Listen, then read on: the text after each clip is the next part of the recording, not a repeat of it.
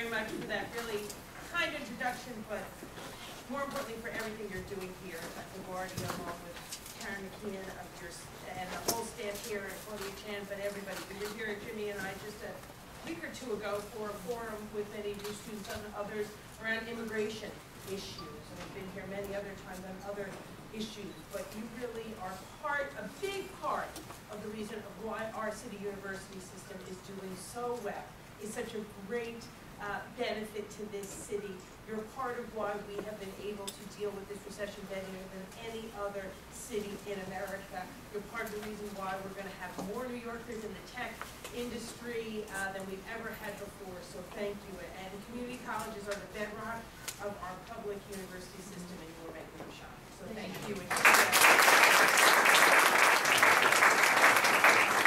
I want to second Gail's enthusiasm about Councilmember Jimmy Van Bramer, somebody who knows a thing or two about the importance of education, having been an educator himself with his time at the Queens Public Library. So thank you, Jimmy, for everything you're doing for CUNY, for libraries, and for this district.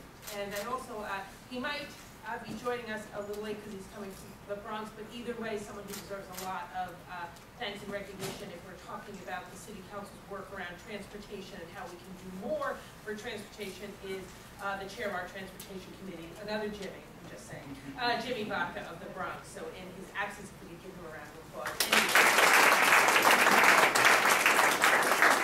Thank you all for being here, those of you who are part of the LaGuardia family and those of you who are joining the LaGuardia family today. Thank you guys for being here. We're here today to talk about what more we can do around mass transit in our city, to keep our city growing, expanding, and doing even better. And in an effort to do that, I'd ask you to think first about what would you do with an extra 20 minutes a day? It might not sound like a lot, but think about it for a second. Would you spend 20 more minutes reading to your children or your grandchildren? Spend 20 extra minutes studying for a test? Maybe. Spend 20 extra minutes doing an inventory at your small business? Sit and actually have breakfast instead of grabbing coffee and eating something while you walk, which I saw a lot of when I was waiting outside.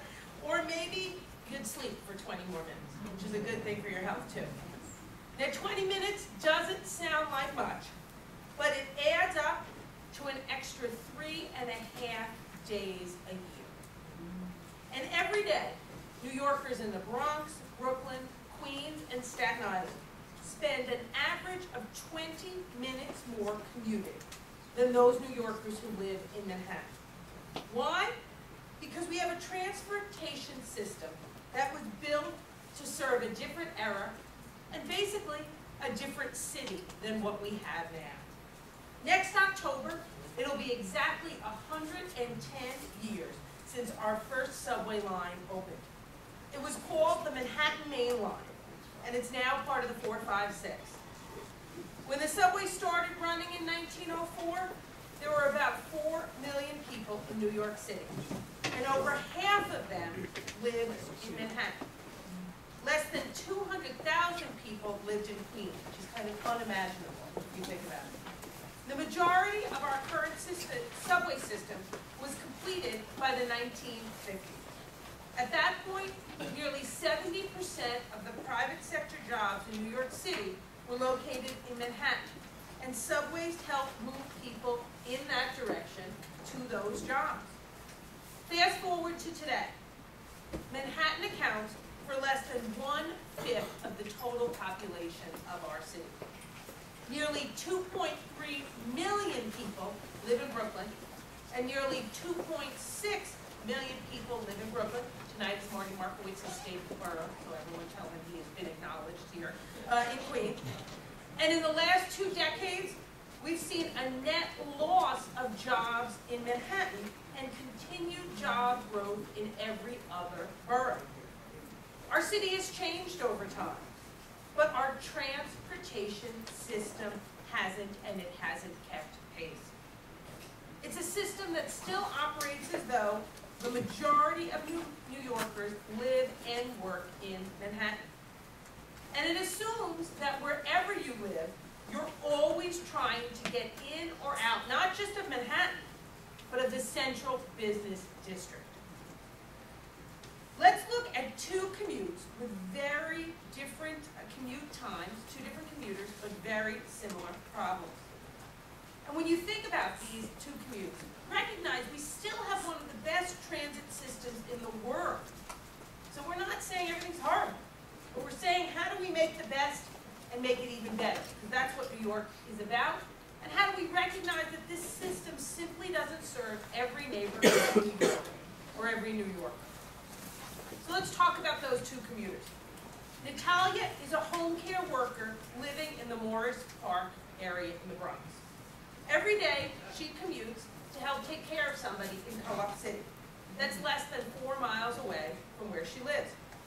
In the morning, she walks 4 blocks to catch a bus. Then she transfers to another bus. The whole trip takes about 45 minutes. Remember, we've gone 4 miles in that 45 minutes. But in the evening, those same buses sit in bumper-to-bumper traffic. It takes Natalia an average of 90 minutes to get home. She could walk home faster, but I-95 and the Hutch would get in her way and make that a very unpleasant and very dangerous walk that we would not encourage.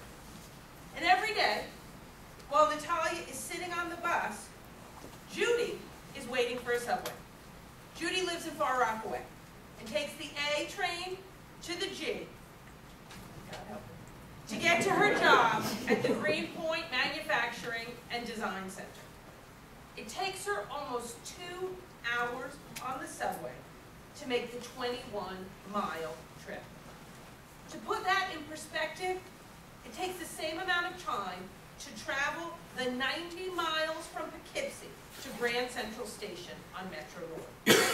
Natalia and Judy are part of a growing group of New Yorkers that have been growing exponentially. They both live and work in a borough outside of Manhattan, and they spend more than an hour commuting in at least one direction every day. Some of the students here today have probably experienced the very same thing as Natalia and Judy traveling to classes here at LaGuardia. This crisis of transportation disproportionately affects lower-income New Yorkers. Of the 750,000 mega commuters, 750,000 mega commuters who travel more than an hour to work a day, 500,000 of them earn less than $35,000 per year. And it's starting to affect more and more middle-class families as well, as rising rents encourage them to move to neighborhoods further away from Manhattan or where they may have lived before. This isn't just affecting New Yorkers' quality of life, that would be enough. But the truth is, this cuts to the very core of our economic future. Neighborhoods that are cut off from transit are cut off from new development and new economic opportunities. Long commute times mean businesses can't compete for the best talent from across the city. Hours spent on buses and trains are hours of lost productivity. This means we continue to have the potential to lose jobs to New Jersey and Connecticut and see residents leave for the suburbs. Hear people talk about it might be easier just to commute from Pennsylvania. It makes it harder for us to compete with Boston for new technology jobs and London for jobs in finance. Now, transportation, as many folks in this room know better than I do, is an incredibly complex issue. And in the coming months, I'll continue to address the many issues involved with transportation. Areas like alternative forms of transportation, accessibility for the disabled, and ways to use new technology to improve riding experience and efficiency. But today, I want to focus on one specific issue. In my opinion, one of the most fundamental challenges facing our system.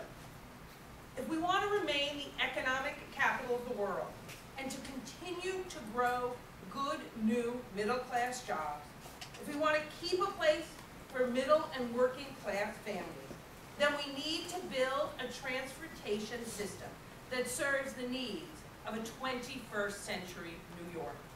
So today, I'm setting a clear goal. By the year 2023, not a single New Yorker should have to spend more than an hour commuting in either direction.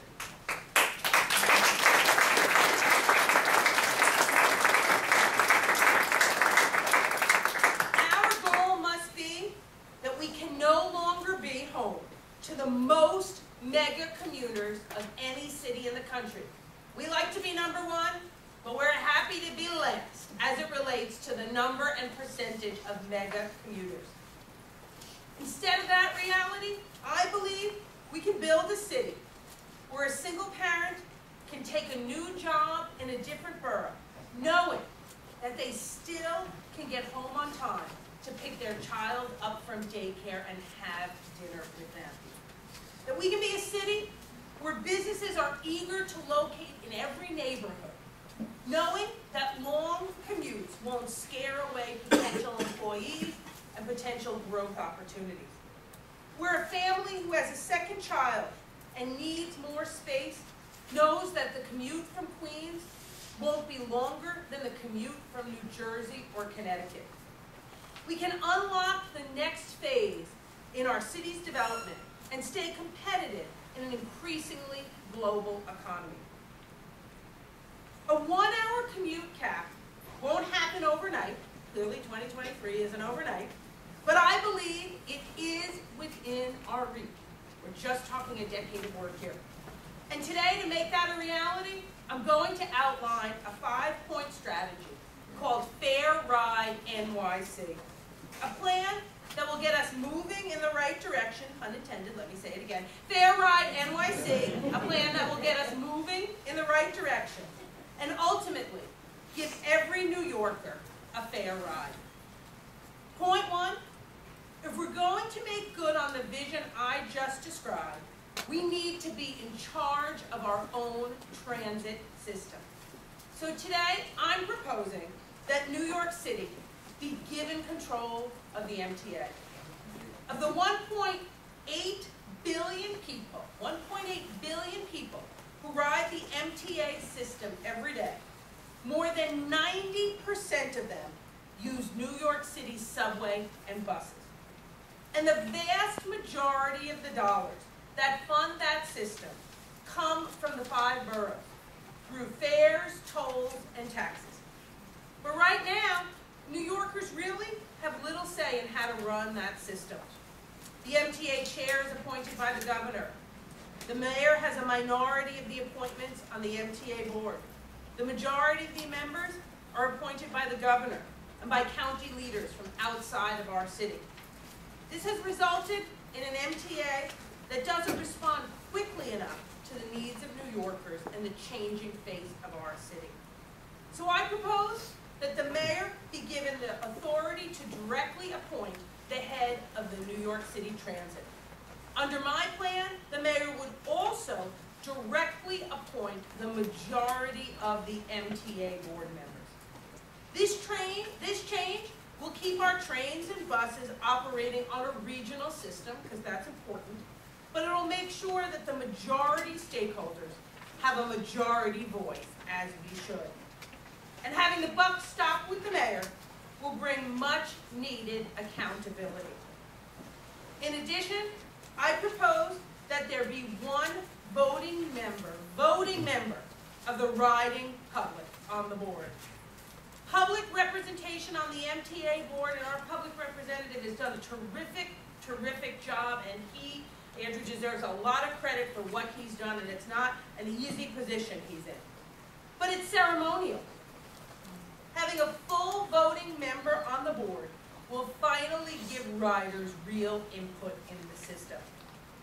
Giving New York City control of the MTA is not a new idea, but it's an idea whose time has come. And that's why I'm going to spend the next year, hopefully working with all of you in Albany, with the governor and the legislature to finally make it happen. Local government, by its nature, is the most directly responsive to individual citizens' needs. So having local control of our transit will allow us to focus like a laser on the gaps in our system and commit more fully to getting commute times under control. It will also allow us to dramatically reinvent the way the MTA plans for new transit routes. Instead of being reactive, once you're in a situation we're in now, when travel times are out of control, we need to be proactive in turning potential problems into new opportunities. Right now, the MTA focuses almost exclusively on existing demand. How many people are riding a current bus? How long are wait times? Where do people get off and get on? They don't spend nearly enough time looking forward, looking ahead. Where are the demographic shifts? Where are we seeing new neighborhoods? Where is new housing or commercial space being rezoned or built? What do industry leaders and New Yorkers think will help them expand to new neighborhoods? A couple of years ago, I announced plans to connect the thriving tech hub in Dumbo and the Brooklyn Navy Yard with underutilized office space in downtown Brooklyn to form a vibrant Brooklyn tech triangle. The first thing we did in this planning effort was talk to folks in the tech industry, to leaders in the area, and ask them what the obstacles were that would prevent us from expanding tech to downtown Brooklyn. They said one of the biggest obstacles was a complete lack of mass transit option connecting the 3 points on the triangle, even though they weren't that far away from each other. So we started talking to the MTA. And to the MTA's credit, they've been working with us in the industry to meet the need and help us bring new bus routes and therefore new tech jobs to the area. But the question remains, why did it take a request from an elected official to get the MTA to focus on this incredible potential? It's not rocket science. It just requires ongoing dialogue with business leaders, communities, developers, and others, and requires a long-term vision. We can turn our transit system into an even greater engine for economic growth than what we've done in Brooklyn. And the good news is, we don't need to wait for the state to give us authority over the MTA before we can do that and start reinvesting in our system. There are other concrete actions we can take today that will speed up commute times and open up new opportunities in the boroughs outside of Manhattan. Let me talk about one of the most effective ways that New York City can expand transit access. It's through bus rapid transit, a system that combines some of the flexibility and efficiency of rail with the flexibility and lower costs of buses.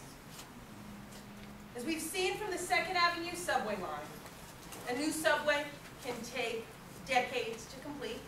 I have to share, I'm a little bit on the fence about finishing the 2nd Avenue subway. My father's 86 or 87. How am I, 46 or 47? Whatever I am. He's 40 years older than I am. So anyway, we're either 46 or 47 or 86 or 87. Anyway, he can tell you the day his mother told him and his brother to get out of the apartment, go outside and watch the men. They're starting to build us a new subway. He claims he's not dying until he gets to take a ride on the 2nd Avenue subway. So I just want to disclose I'm a little bit, you know, the longer that takes may not be the worst thing in the world. But anyway, from a transit perspective, not a Larry Quinn life perspective, it's taken too long. A new bus rapid transit route can be up and running in less than a year. Subways cost roughly $1 billion per mile to construct. Bus rapid transit costs $1 million a mile. Probably never we would have thought saying $1 million a mile is a bargain, but it is. By collecting fares before riders board, providing dedicated bus lines, and running more buses per hour, they've been able to reduce some travel times because of bus rapid transit already by 20%. That means riders going from 207th Street to Bay Plaza on the Fordham Road line save an average of more than 10 minutes on their commute in each direction. The city has more direct influence on bus rapid transit. This is how. The city's Department of Transportation Transportation works with the MTA to plan and evaluate new routes. We, being the city, pay for the related capital costs, the new bus shelters, the painting, maintaining the lanes, or extending the curb so buses don't have to waste time pulling in and out of traffic. Then the MTA covers the operating expense. The city and the MTA have already proven that the system can work in New York City. Launching a new rapid, how do they do this? By launching a new rapid transit system called Select Bus Service. It currently operates on 4 routes: Highland Boulevard in Staten Island, Fordham Road in the Bronx, 34th Street in Manhattan, and 1st and 2nd Avenues also in Manhattan. And 2 more routes are set to launch this year. These routes, they've cost the city between $10 and $20 million apiece, a much lower startup cost than really almost any other type of transit. Now is the time to increase our commitment to bus rapid transit. So in the second part of Fair Ride NYC, I'm proposing that we commit to launching 10 new select bus service routes, 10 new routes in the next 4 years. These routes should be determined based on 2 main criteria. Where can we most dramatically reduce travel time for New Yorkers? And where do we have the greatest potential to stimulate new businesses and new jobs for New Yorkers? We'll need to engage with communities and community boards and business owners to make sure that our new routes are meeting their specific needs. But I've got a pretty good idea, based on input from New Yorkers, where we can start. Let's bring select bus service to the North Shore of Staten Island. Now, I've long been a strong supporter of a proposed light rail for that part of the city, but we need to be realistic. Even if we start planning that project today, it'll be years, if not decades, before it brings much needed relief to Staten Islanders. We could have a new select bus service on the North Shore up and running by next summer. As a first phase, we can connect Snug Harbor with the St. George Ferry Terminal, speeding commute times and encouraging more tourism. If you haven't been to Snug Harbor, you should go. It's lovely and very interesting, one of our great cultural institutions. Jimmy will tell you about it. Then, after you've had a little more culture, then we can work with community members to explore running select bus service even farther up Richmond Terrace. And let's not stop there. How about a new route in the South Bronx that helps people working in Soundview get to those good unionized food manufacturing jobs in Hunts Point? Or along Utica Avenue from Bed-Stuy to Marine Park. We can bring residents in Jamaica to small businesses in Flushing and help people in Flushing get to jobs at JFK Airport. Ultimately, we should be using select bus routes as bridges to connect every major subway line further out in the boroughs. So I'm also proposing that we begin building, that's actually not that easy to say. So I'm also proposing that we begin building a ring of high-speed select buses that run from the R in Bay Ridge all the way up to the L train. They continue on to Queens, and we meet up with the M, the Z, or the 7. The M, the E, or the 7. And up to the Bronx, where you can pick up the 6, the B, and all the way to the 4 train. We can run a bus between both ends of the M train at Forest Hills and Middle Village, effectively turning it into a loop. And why should you have to go all the way into Jackson Heights to connect from the 7, which we can see right from here, to the E train? There's virtually no limit to how many communities we can connect with the select bus ring. We can give many neighborhoods unprecedented access to other subway lines in their borough. And most importantly, we can do it not in a few decades, but just in a few years. Now, buses aren't the only mode of transportation that provides almost immediate benefits.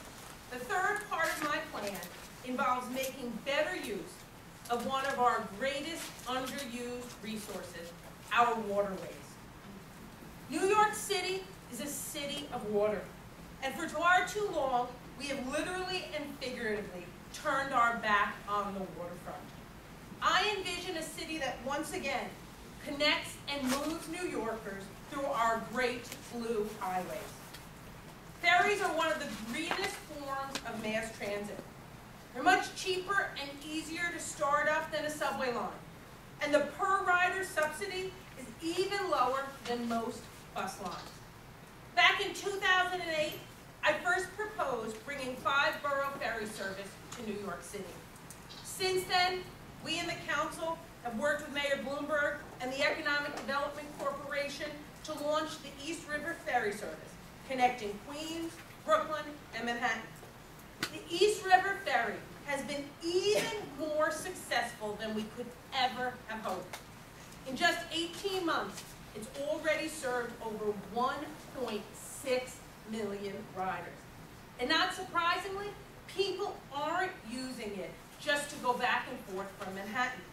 Thousands of riders use it every day to get from Williamsburg or Jimmy's Long Island City to jobs in Dumbo and vice versa. I propose that we immediately begin working towards phase 2 of my 5-borough ferry plan. The next phase would extend service beyond the East River route, adding stops to the south at Atlantic Avenue and Red Hook, and to the north in Astoria, Roosevelt Island, remember we'll have the Cornell and Technion soon, and Roosevelt Island, 91st Street, and Ferry Point Park in the Bronx. This expanded service will lower commute times for tens of thousands of New Yorkers and help reduce crowding on both our roads and our subways. It will also help spur additional economic development, just like we've seen at existing ferry stops, where it's really been quite remarkable. Ask local business owners in Dumbo. They'll tell you they've seen a significant jump in customers since the ferry came to their neighborhood. We can bring that same kind of opportunity to the Bronx. Commuters in Throg Neck often face 90-minute commutes that involve either driving or taking the bus to the subway. You're actually better off living near a Metro North station in Westchester than you are in the Throg Neck part of the Bronx from a commuting perspective. By bringing ferry service to Ferry Point, we can cut that commute time in half for many folks going to Queens, Brooklyn, and Manhattan. And it's not just about helping commuters leaving from Ferry Point. With a new golf course and an outlet mall, which I'm enthusiastic about, set to open by the end of, that was a funny joke, you could have worked with me. Try that again. An outlet mall with shoppers like me are enthusiastic about, set to open by the end of 2015. Our ferry will help both tourists and New Yorkers get to the Bronx and stimulate the local economy. Having access to a broader pool of workers could help fuel industrial expansion at the Zarega IBZ as well. We can attract medical research labs looking for more affordable space. In short, we can fuel a continued revitalization of Throg's Neck and make sure it stays and grows as a vibrant middle-class neighborhood. A place where young professionals have nearby job opportunities so they can stay in the communities they grew up in and that they and their families helped make great.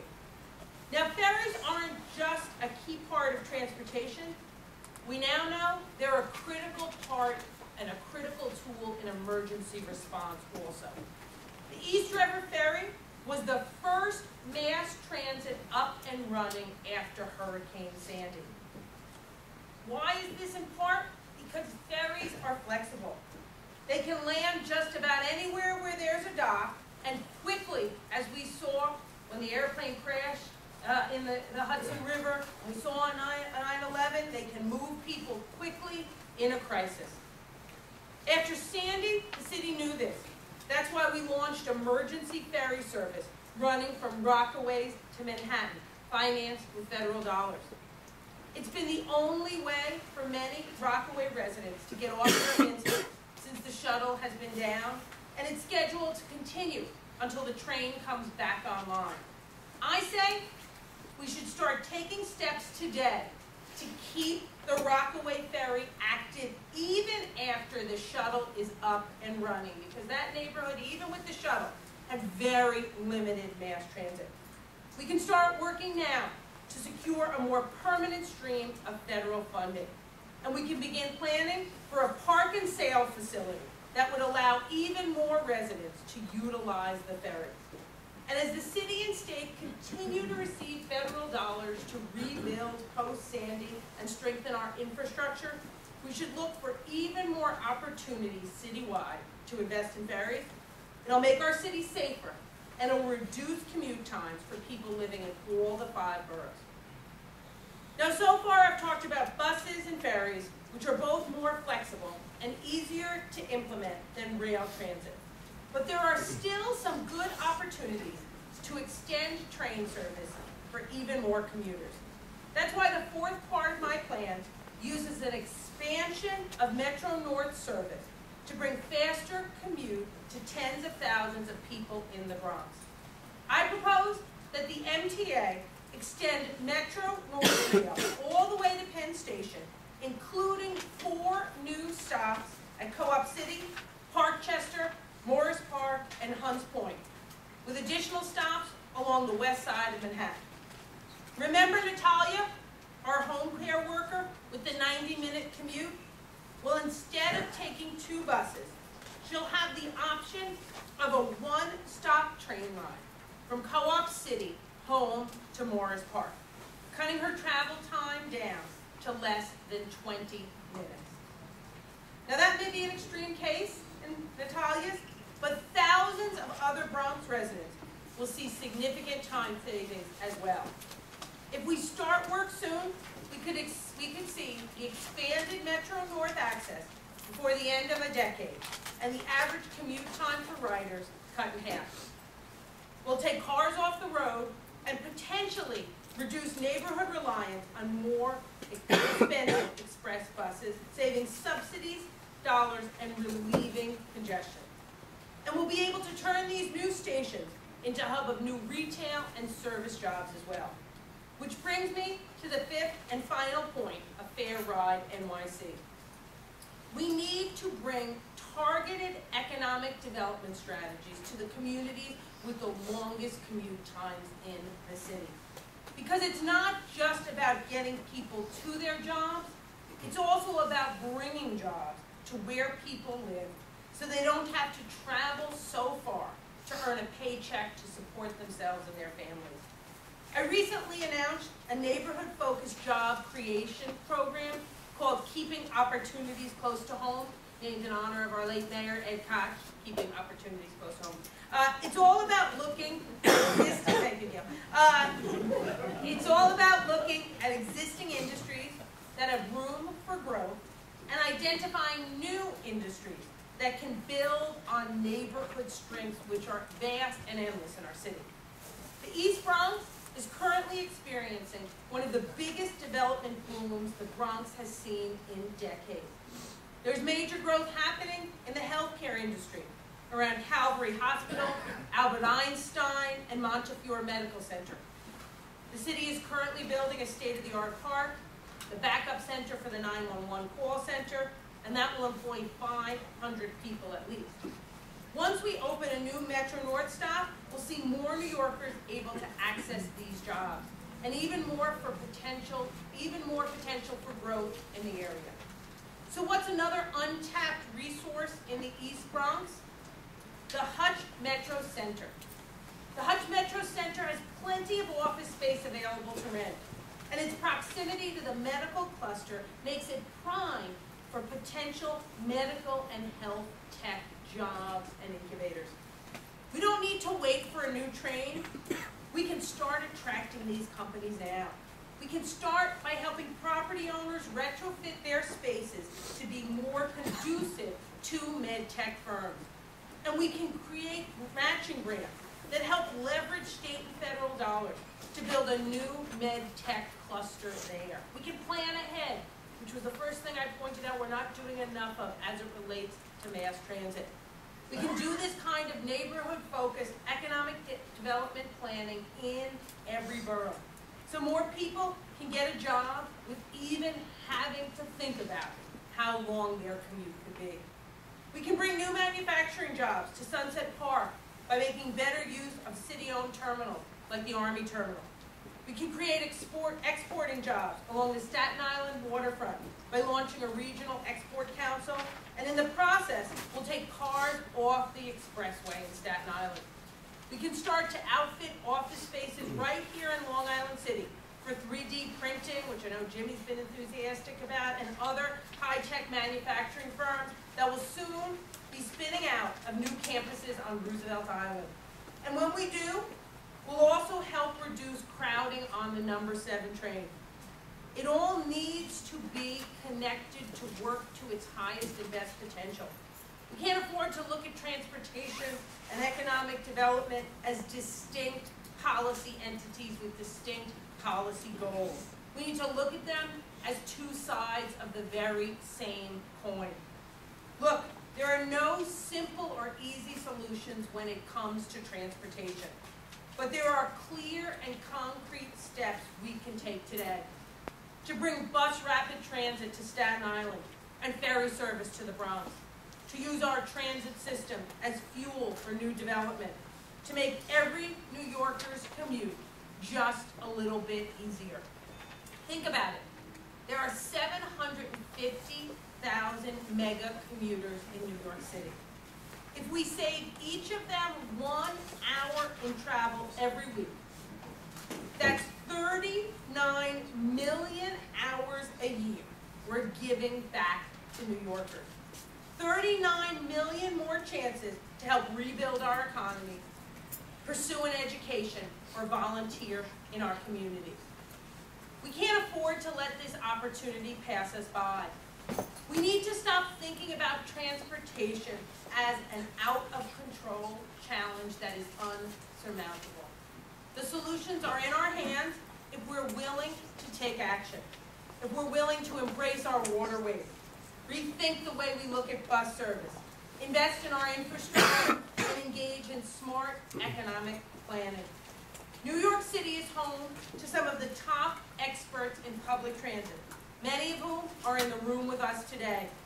And we're home to 8.5 million people who are always willing to roll up their sleeves and help get things done.